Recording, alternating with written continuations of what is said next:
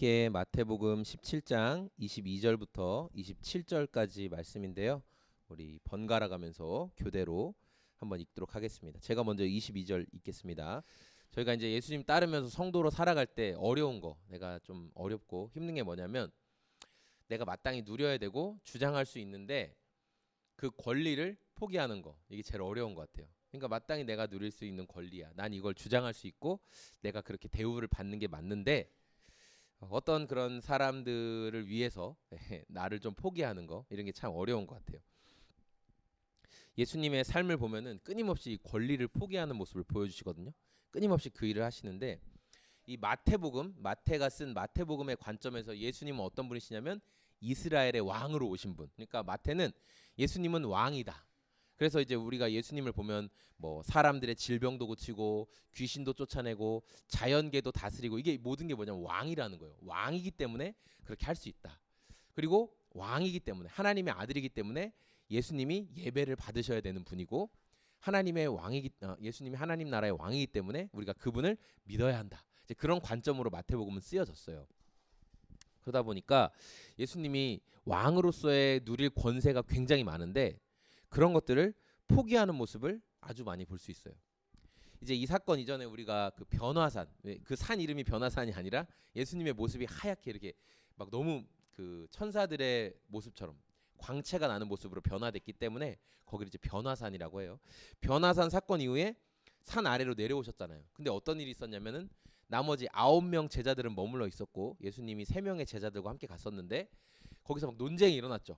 귀신 들린 아들을 고쳐달라고 아버지가 이제 데리고 왔는데 9명의 제자들이 못 고치니까 막 논쟁이 일어났잖아요. 예수는 가짜다 막 이러면서. 그때 이제 예수님이 정말 자기가 메시아인 것을 또 드러내시죠. 그 귀신을 이제 쫓아내시고 아이를 온전케 하시고 사람들은 다 돌려 보내셨어요. 변화산에서 예수님이 그렇게 놀라운 모습으로 변화된 것을 본 3명의 제자들, 베드로, 야고보, 요한, 이 사람들은 이제 더 확실히 느꼈을 거예요. 아, 예수님 진짜 메시아구나. 저분은 정말 하나님의 능력을 가지고 있구나라는 것을 분명히 느꼈을 거예요. 그리고 산 아래에 있던 9명의 제자들도 아, 우리는 못하지만 예수님은 진짜 하실 수 있구나. 이제 그런 걸 깨닫게 되는 사건이죠. 그런데 예수님이 이러한 상황에서 오늘 우리 22절 말씀에 나온 것처럼 또 자기가 죽을 거다, 그 얘기를 또 하시는 거예요. 그러니까 방금 전까지만 해도 그 또 영광스러운 모습 보여주시고 귀신을 쫓아내시고 대단한 일을 하셨는데 예수님이 또 하시는 말씀이 뭐냐면 또 이제 내가 고난을 당하고 또 십자가에 죽게 될 거다. 그러니까 자기가 끊임없이 나를 포기하는, 내가 왕으로서 누릴 수 있는 권리를 계속 포기하시는 거예요. 왜냐하면 예수님은 이 땅에 오신 목적이 왕으로서의 권리를 누리기 위해 오신 게 아니라 우리의 죄 문제를 해결하시기 위해, 그러니까 오히려 자기를 포기하는 모습을 계속 보여주시기 위해 온 거예요. 처음 임마누엘 이 땅에 처음 오실 때부터 예수님은 그런 모습으로 오셨죠. 또 자기를 부인하고 십자가를 지는 삶으로 계속 나아가는 거예요. 근데 제자들은 아직도 의미를 몰라요. 예수님이 자꾸만 죽는다 이렇게 하시는 의미를 아직 몰라요. 근데 제자들이 가버나움이라는 데는 도착했어요. 이제 가버나움이라는 데 도착해서 그랬더니 이 성전세, 제가 뒤에다 성전세에 대해서 설명을 드릴 건데, 성전세를 받는 사람들이 베드로에게 몰려와가지고 야, 너희 선생님 성전세 왜 안 내냐? 성전세 내라. 막 이렇게 베드로에게 성전세 받는 자들이 요구를 해요. 이 성전세는 뭐냐면은 그 당시 지금 이스라엘은 로마라는 나라의 지배하에 있었는데 로마에서 부과한 정식 세금은 아니에요. 그러니까 이스라엘 사람들만 내는 거예요. 그 중에서도 누구만 내냐면은 이게 출애굽기 30장에 근거해서 내는 말씀인데 이스라엘에서 20세 이상의 성인 남자만 내는 거예요. 여자는 안 내요. 어린아이들도 안 내고 종들도 당연히 안 내요. 성인 남자들만 이스라엘 사람들은 낼 수가 있는 돈이고, 그 무게로 따지면 은화 한 11g, 은 11g 정도 되는 거예요. 근데 값으로 따지면 어느 정도 되냐면은 그 당시 노동자의 하루 품삯이 1데나리온이었어요. 1데나리온. 그래서 이 돈은, 성전세는 한 4데나리온, 그러니까 4일치 그 노동자의 월급 정도, 1급 정도 되는 거예요. 그러니까 엄청 싼 돈도 아니고 또 엄청 비싼 돈도 아닌 조금 애매한 그런 돈이에요. 뭐 우리로 치면 그냥 뭐 20만 원 정도로 생각하면 좋을 것 같아요. 그러니까 우리가 20만 원 뭐 낼 수도 있지만 또 갑자기 내라고 하면 조금 부담되는 돈인, 뭐 어쨌든 그런 거죠. 이 성전세는 이스라엘에서 이제 공통적으로 이렇게 제사를 지낼 때, 성전을 운영하기 위해서 제사 지낼 때, 또 성전의 물품들, 또 그 제사장의 옷이나 제사장의 필요에 의해서 그런 것들 성전 전체를 보수하고 운영하는데 쓰이는 이 돈으로 사용이 됐어요. 말씀드린 것처럼 로마에서 정한 정식적인 세금은 아니었기 때문에 막 어떤 법적인 구속력 그런 건 없었는데 이스라엘 사람들이라면 마땅히 내야 된다라고 다 여겼던 그런 거예요. 근데 한번 생각해 보세요. 성전세를 왜 걷는가? 이제 이게 중요해요. 성전세를 왜 걷는가? 답은 성전 운영에 필요한 경비를 조달하기 위해서 성전세를 걷는 거죠. 그러면 성전은 왜 필요한가? 성전은 거기에서 하나님께 제사 드리는 장소였기 때문에 성전이 필요한 거죠. 예배 드리는 장소였기 때문에. 그럼 제사는 왜 드리는가? 이스라엘의 왕이신 하나님을 높이기 위해 제사를 드리는 거죠. 그렇죠? 그러면 이 백성들이 왕을 높이기 위해서 내는 그 세금이 성전세였어요. 왕을 높이기 위해서. 그러면 예배를 받는 왕은 그 돈을 낼 필요가 없는 거죠. 백성들이 왕을 기리기 위해 내는 돈인데 왕이 나를 기리기 위해 내가 돈을 내야지. 그럴 필요는 없잖아요. 그럴 필요는 없는 거예요. 이게 백성과 왕의 차이점이죠. 왕은 세금 부과를 받지 않습니다. 왕은 세금을 내지 않아요. 왕은 자유로워요. 이스라엘의 예배를 받으실 분은 예수님이세요. 예수님은 예배를 받으셔야 되는 분이에요. 그리고 성전의 주인이세요. 예수님은 성전의 주인이에요. 그렇기 때문에 예수님은 성전세를 낼 필요가 없는 거예요. 예수님한테 부과된 의무는 아니에요. 그러니까 하나님이 이스라엘 백성들은 성전세를 내라고 말씀하셨지만 출애굽기에 그러나 예수님은 그 세를 낼 필요가 없어요. 하나님의 아들이기 때문에. 예. 그런데 예수님은 성전세를 내겠다고 말씀하셨어요. 그래, 내가 내겠다. 그것을 지불하심으로 자신을 낮추시고 겸손한 모습을 보여주셨어요.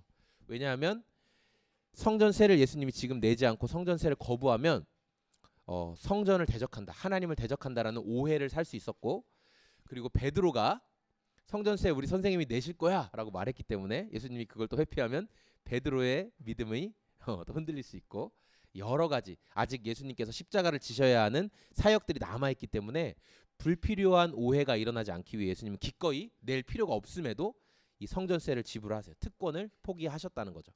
저는 오늘 말씀을 통해서 예수님이 보여주신 특권, 이것이 무엇인지, 그리고 우리가 그 특권을 포기하는 모습을 보며 우리 어떤 삶을 살아야 하는지에 대해서 함께 나누려고 해요.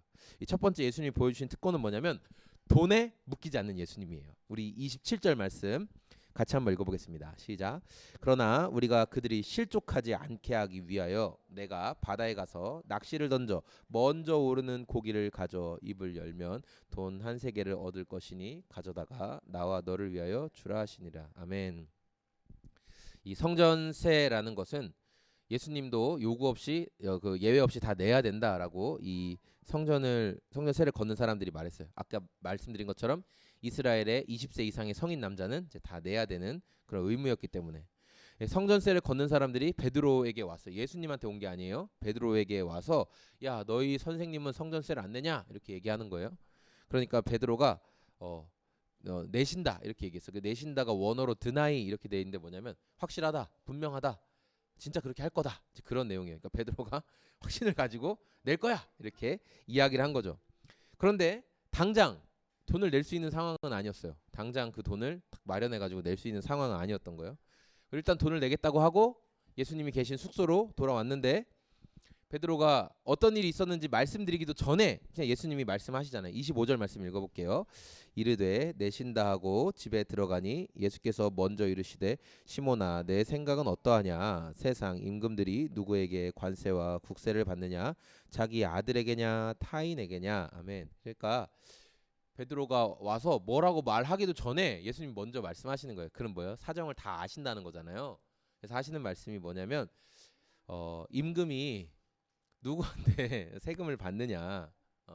임금이 자기가 혹시 자기 나라에서 세금 내는 거 받냐? 이제 이렇게 물어보시죠. 국가에서 부과하는 세금을 왕은 낼 필요가 없어요.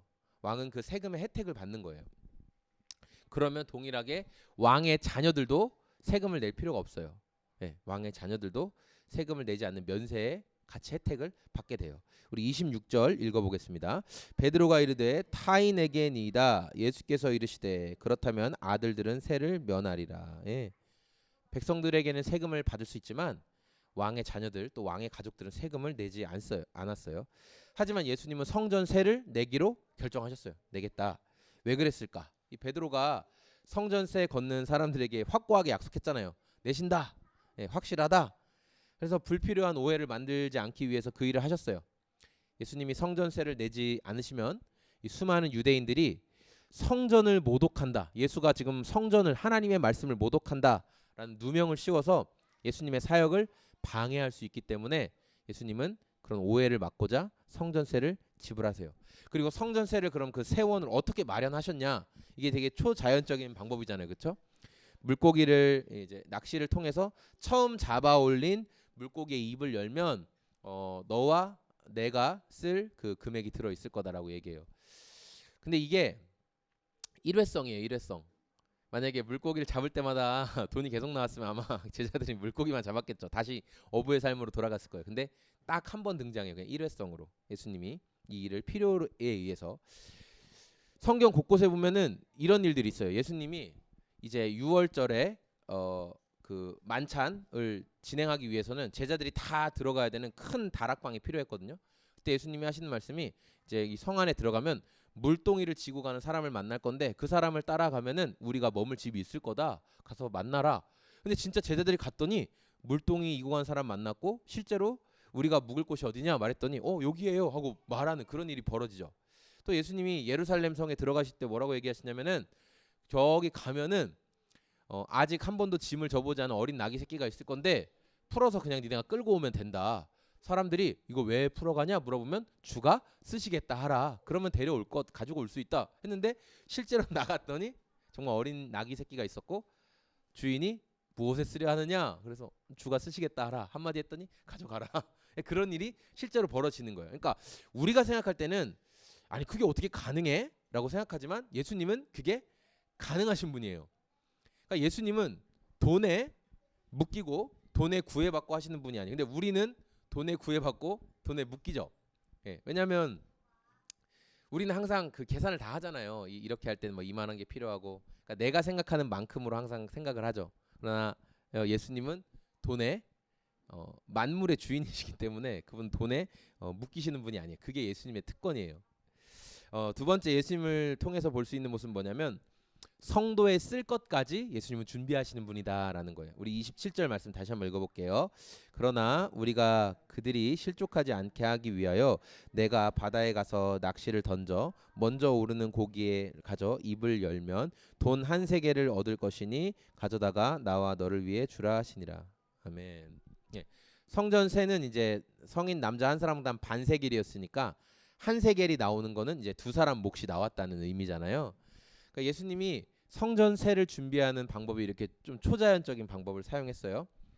그리고 너희가 베드로가 가서 낚시를 해서 물고기 처음 걷어 올리면 너와 나를 위해 쓸 만큼의 돈이 들어 있을 것이다라고 말씀하셨죠.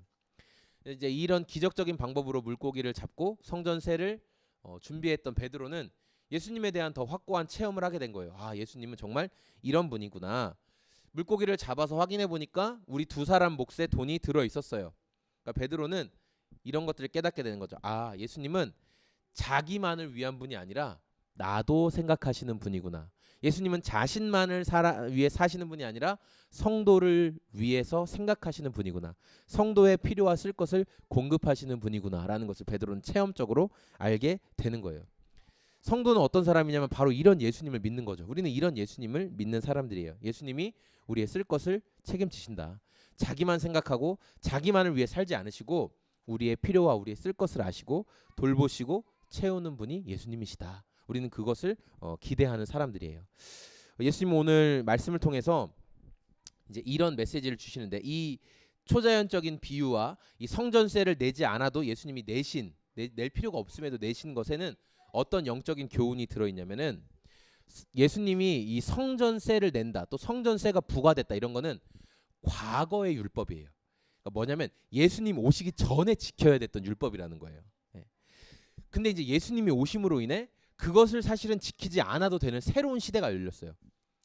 성전세를 내고 뭐 성전에서 이런 모양으로 제사를 지내고 이럴 필요가 없이 예수님을 믿음으로 하나님께 인정받는 새로운 시대가 열렸다고요.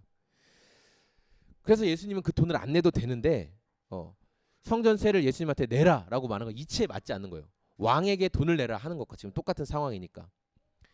예수님을 믿는 저와 여러분들은 이 옛 언약, 옛날 약속에서부터는 우린 자유하게 됐어요. 이거에 더 이상 얽매여 있을 필요가 없어요. 성전세를 내고 안 내고는 이제 우리는 전혀 중요한 게 아니에요. 하지만 예수님이 이 땅에서 아직 감당해야 될 사역이 있으셨기 때문에 성전세를 내주셨죠. 그것을 방해받지 않기 위해서. 그럼 우리도 이 땅을 살아가면서 사람들에게 덕을 끼치기 위해서 또 누군가의 믿음을 세우기 위해서는 우리가 가진 권리를 예수님처럼 포기해야 될 필요가 있는 거예요. 내가 마땅히 누릴 수 있고 내가 마땅히 이건 내가 이렇게 해도 되잖아 라고 생각할 수 있는데 내가 이것을 포기해서 저 사람이 혹시 믿음이 더 성장할 수 있다면 저 사람이 예수님 더 알 수 있다면 나는 그것을 기꺼이 포기하는 모습을 보여주어라 라고 예수님이 말씀하시는 거죠. 오늘 말씀을 준비하면서 제가 이런 생각이 들었어요. 아까 이제 로운이랑 로이한테는 오늘 말씀을 먼저 했어요. 로운아 로이야 기억나? 아까 말씀 나눈 거 기억나? 로운이 로이가 이렇게 처음 가보는 길, 한 번도 안 가본 길을 갈 때 막 무서운데 누구랑 같이 가면 하나도 안 무서워?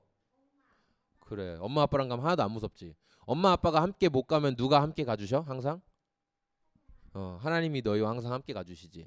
그러니까 저는 뭘 느꼈냐면은 왕의 자녀들은 개개인의 능력을 볼 때 별 볼 일이 없는데도 자기들이 왕의 자녀니까 목에 힘을 딱 주고 딱 다니잖아요. 사람들이 딱 높여주고. 왕의 자녀란 이유 하나 때문에 당당하게 살아가는 모습들을 제가 이제 보게 되는 거예요. 아무리 제가 이제 오랜만에 딱 이게 딱 정장을 또 이거 우리 안수 받을 때 입었더니 살이 좀 빠져가지고 이게 맞더라고요. 그래서 이걸 입어봤어요. 타이는 안 맸지만. 자, 근데 제가 이렇게 멋진 옷을 입었어요. 딱 핏도 좋은 옷을 입었는데 이런 옷을 입고 제가 맨날 이렇게 하고 다니면 이게 뭐예요? 별 볼일 없어요. 옷이 멋지지 않을지라도 딱 당당하게 자세도 바른 자세하고 눈빛도 힘 주고 당당하게 행동할 때 오히려 그냥 멋진 옷만 겉모습만 화려한 것보다 그 사람 안에 있는 내면의 힘이 더 분명하게 이제 매력을 준다는 거죠. 매력적으로 다가와요. 오늘 말씀을 정리하면 이런 내용이에요. 변화산부터 쭉 이어지는 그 사건을 통해서 예수님은 자기가 진짜 메시아다. 그러니까 내가 하나님이야, 얘들아. 내가 이 영광의 모습, 내가 하나님이야라는 것을 제자들에게 보여주셨어요. 그러니까 예수님은 하나님이시기 때문에 성전세를 낼 필요는 전혀 없어요. 나는 성전세를 낼 필요가 없다라는 건 다시 한번 보여주셨지만 그러나 예수님은 복음을 잘 전하기 위해서 사람들을 온전히 세우기 위해서 자기의 권리를 포기하시는 것을 오늘 말씀을 통해 보여주신 거예요. 그래서 예수님이 이것을 통해 우리에게 두 가지를 가르쳐 주시는 거예요. 첫 번째는 뭐냐면 성도는 돈에 이리저리 끌려다닐 필요가 없다는 거예요. 예수님이 공급해 주시는 분인 것을 믿으면 우리가 그것에 끌려다닐 필요는 없다라는 것 한 가지. 그리고 그분이 우리의 필요에 맞게 공급해 주시는 분이다. 우리를 항상 생각하시는 분이다라는 것이 오늘 이 말씀 가운데 들어있는 거예요. 예수님은 성전세 납부에 관한 내용을 통해서 이 왕의 자녀가 된 성도는 과거에 의무적으로 지켰던 옛 언약에서 우리가 자유하게 됐다. 옛날에 우리가 뭘 하려면 예를 들어 아예 구약 시대에는 하나님께 인정받으려면 율법에 이런 것들을 다 지켜야 한다. 그런 게 있었어요. 그런데 예수님이 오시면서 우리는 어떻게 되면 예수님을 사랑하고 잘 믿으면 되는 거예요. 그분이 말씀하신 삶의 가치를 따라 살면 되는 거예요. 성도는 이제 율법을 지켜서 구원받는다는 옛 언약으로부터 옛 약속으로부터 이제 자유한 사람들이 됐어요. 그리고 주님께서 그런 자녀들에게 필요에 따라 공급을 해 주시는 거예요. 그래서 제가 별게 없어도 이게 이제 용기, 이게 내 힘, 이게 나에게 주시는 힘. 그래, 하나님이 나의 백이니까 예수님이 내 든든한 힘이 되시는 분이니까 그분이 책임져 주실 거야. 그분이 돌봐 주실 거야. 언제든지 내가 그분 앞에 달려가면 그분이 기억해 주실 거야. 그러니까 이 사실을 믿고 이제 사는 거죠. 이제 금요일 날 이제 구리에 갔다 왔잖아요. 갔다 왔는데 이제 가서 차가 많이 밀리더라고요. 올라가는데. 그래서 한 목사님 6시까지 오라고 했는데 제가 한 2시 반쯤에 출발했어요. 근데도 도착하니까 거의 5시 한 20분 막 되더라고요. 이제 도착해가지고 먼저 가서 인사하고 그래서 원래 이제 저녁 식당을 거기 그냥 이렇게 파스타 같은 거 먹는 데로 잡아두셨어요. 그러니까 저희가 예전에 자주 가던 데였는데 근데 갑자기 마음이 좀 바뀌셨는지 이렇게 저를 보더니 그 갑자기 파스타보다 우리 그러면은 거기 참치를 먹으러 가자는 거예요.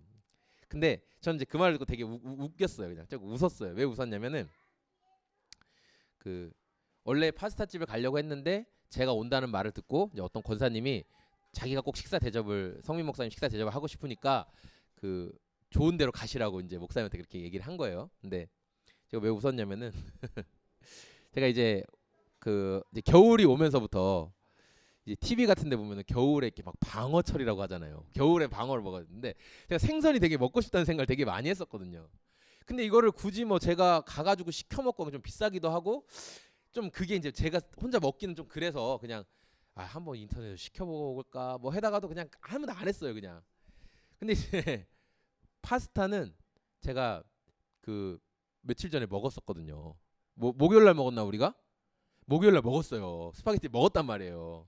그러니까 별로 안 먹고 싶었는데 내가 생선 먹고 싶은 걸 어떻게 알고 딱 이렇게 마음 바꾸니까 이게 너무 그냥 웃겼어요. 그냥 혼자 웃었어요. 그 먹으면서도 아유 그냥 이런 것도 다 생각하시는구나. 그러니까 우리가 하나님이 어떻게 일하시는지를 생각하고 믿으면 신기한 일이 계속 일어나는 거고 그렇지 않고 아이 그건 우연이야. 아 그거는 막 그냥 있는 일이지 뭐 우연히 그렇게 이렇게 하면 그 사람은 그냥 끊임없이 우연이라고 생각하는 거예요. 근데 믿는 성도는 어떻게 여기는 거예요? 하나님이 참 세심하시구나. 그런 것도 생각하시는구나. 내가 뭐 먹고 싶은지도 생각하시는구나. 그래서 우리 옛날에 되게 신기한 일 있었잖아요. 그 성탄절 뭔가 이렇게 쓸쓸하고 왠지 힘들었던 그날에 누가 집 앞에 치킨을 놓고 가가지고 그 치킨을 시키지 않았어요. 근데 그게 누가 놓고 갔는지 주고 갔는지 배달이 잘못왔는지 맛있게 먹었는데 하여튼 참 때에 맞게 하나님이 공급해 주시는 분이라는 사실. 그래서 오늘 우리 사랑하는 성도 여러분들이 우리가 이제 주님을 따르면서 이것을 항상 분명히 기억했으면 좋겠어요. 뭐냐면 하나님이 우리의 상황과 환경을 아신다. 이걸 항상 인정하는 거예요. 그리고 자기 필요만 위해서 사시는 분이 아니라 온 우주의 주인이신 하나님이 베드로의 성전세에도 내주신 것처럼 우리의 필요에 맞는 때에 공급해 주시는 분이시다. 내가 내 욕심이 아니라 하나님의 뜻 안에 살고자 애쓰고 그리고 또 살아가다 보면 하나님이 순간순간 계속 그 필요를 채워 주시는 분이라는 거예요. 그래서 우리가 주님 오늘도 또 이번 한 주도 끊임없이 주님을 의지합니다. 주님이 공급해 주시는 것들을 제가 더 많이 누리게 하여 주십시오. 우리가 그런 고백을 하면서 왕의 자녀라는 긍지를 잃지 않는 저와 우리 성도님들의 삶이 다 되셨으면 좋겠습니다. 아멘. 우리 이 시간에